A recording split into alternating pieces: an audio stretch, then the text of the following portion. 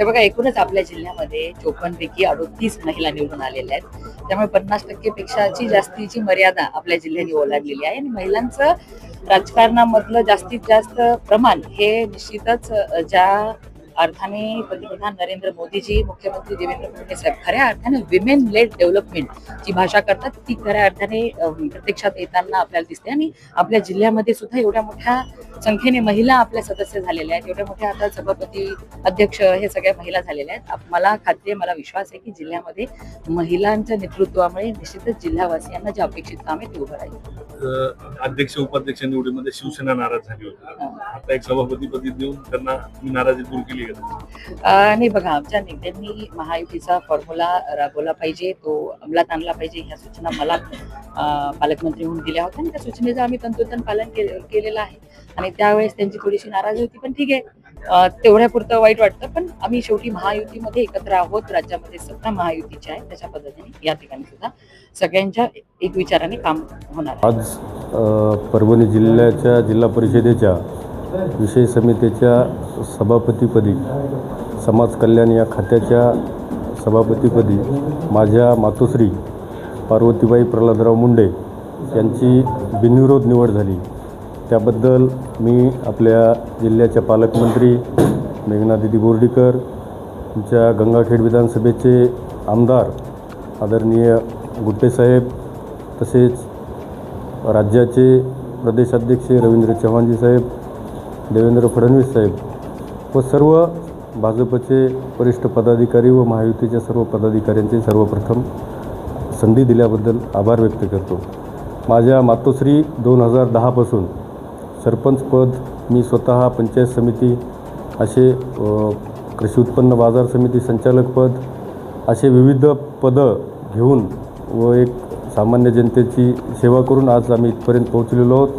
सर्वसामान्य मायबाप जनतेचे मी या ठिकाणी आभार मानतो की त्यांनी मला माझ्या सर्कलमध्ये भरघोस मताने निवडून दिलं आणि त्या निवडून दिलेल्याच्या आशीर्वादाची दखल घेऊन आमदार गुट्टेसाहेबांनी या समाज कल्याण या पदावर आदरणीय मेघनादिदींच्या सहयोगाने व सर्व महायुतीच्या सहयोगाने बसवलं. त्याबद्दल मी सर्वांचे आभार मानतो, वरिष्ठ नेत्यांचे.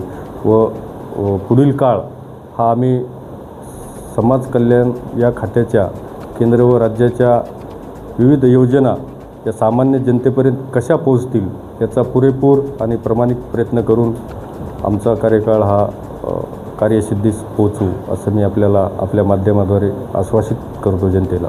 मी अजय माधवराव चव्हाण, मी भारतीय जनता पक्षाकडून पक्ष नेतृत्वाच्या नेतृत्वाखाली मी पोखर्णी गटातून निवडणूक लढवली होती आणि माझ्या कुटुंबाला या संस्थेचा जुनाच अनुभव आहे. मागची 3 टर्म आमच्या काकांनी, माननीय आदरणीय धोंडराव चव्हाण साहेबांनी ते प्रतिनिधित्व केलेलं आहे. त्या अनुभवाच्या जोरावरच आपल्या जिल्ह्याच्या पालकमंत्री मेघनादिदी बोर्डीकर यांनी माझ्यावर विश्वास ठेवून ही संधी ही मला दिलेली आहे आणि या संधीचा नक्कीच आम्ही असंही रोज आम्ही 24 तास सर्वसामान्य जनतेसाठी काम करणारे माणसं आहेत. आम्ही 24 तास रोडवर असणारे आम्ही माणसं आहेत आणि आदरणीय मेघनादिदींनी ही जी आम्हाला जी संधी दिलेली आहे ती आमच्या कामाकडे बघूनच दिलेली आहे आणि तेच काम आम्ही जिल्हा परिषदच्या माध्यमातून, महिला व बालकल्याण या समितीच्या माध्यमातून आम्ही पूर्ण जिल्हाभर आम्ही दिदींच्या नेतृत्वात आम्ही करणार. आणि मी या दिलेल्या संधीबद्दल मी पक्ष नेतृत्वाचे, तसेच मी आदरणीय राज्याचे मुख्यमंत्री देवेंद्रजी फडणवीस साहेबांचे, तसेच प्रदेशाध्यक्ष रवींद्रजी चव्हाण साहेबांचे, आदरणीय चंद्रशेखरजी बावनकुळे साहेबांचे मी या संधीबद्दल मी आभार मानतो. आणि तसेच विशेष आभार हे जिल्ह्याच्या पालकमंत्री मेघनादिदी बोर्डीकर यांचे मी मानतो. आणि जे काही महिला समाज कल्याण जे काही महिला व बाल कल्याण समिती अंतर्गत जे काही विविध योजना असतील, केंद्र शासनाच्या असतील, राज्य शासनाच्या असतील, त्या ग्रामीण भागापर्यंत, शेवटच्या घटकापर्यंत पोचविण्यासाठीच ही जबाबदारी आम्हाला दिलेली आहे पक्ष नेतृत्वानं. तर आम्ही या दिलेल्या संधीचं सोनं हे नक्कीच केल्याशिवाय आम्ही राहणार नाहीत आणि याचा 100% पक्षाला आणि जिल्ह्यातील भारतीय जनता पक्षाला याचा नक्कीच फायदा होईल, याचा आम्ही वेळोवेळी विचार करून त्याच्यासाठीच आम्ही अहोरात्र आम्ही त्याच्यासाठीच काम करणार आहोत.